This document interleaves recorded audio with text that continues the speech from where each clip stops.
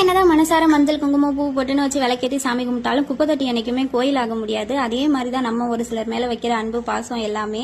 நம்ம என்னதான் அவங்கள உண்மையா நேசிச்சாலுமே அவங்க வந்துட்டு நம்ம அன்புக்கு வேல்யூ இல்லைன்னு நமக்கு தெரிய வரும்போது நம்ம விலகி வந்துடணும் கம்முன்னு. இவ்வளவு நாளா நம்ம கூட்டி பெருக்கி கோலம் போட்ட இடம் ஒரு குப்பை தொட்டின்னு தெரியாத வரைக்கும் நம்ம அந்த வேலையை பண்றதுல தப்பு கிடையாது. பட் அது குப்பை தொட்டி தான் அப்படின்னு தெரிஞ்சதுக்கு அப்புறமும் நம்ம உட்காந்துட்டு இல்ல நான் மனசார இதை கோயிலா தான் பாக்குறேன் அப்படின்னு சொல்லிட்டு நம்ம யார் பேச்சையும் கேட்காம யார் பேச்சையும் தாண்டி நம்ம பேச்சையே நம்ம கேட்காம நம்ம மனசுக்கே அது குப்பை தொட்டின்னு தெரிஞ்சிருச்சு.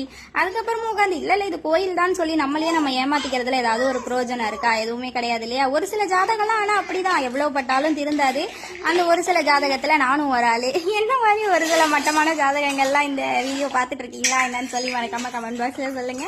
நான் சொன்னது ஒரு சில பேருக்கு புரிஞ்சிருக்கலாம், ஒரு சில பேருக்கு புரியாம இருக்கலாம். இந்த வீடியோக்கான எப்படி சொல்றது வாய்ஸ் நோட் வந்து நான் மற்றவங்களுக்காக கொடுக்கல, எனக்காகவே நான் கொடுத்துக்கிட்டேன். Okay bye.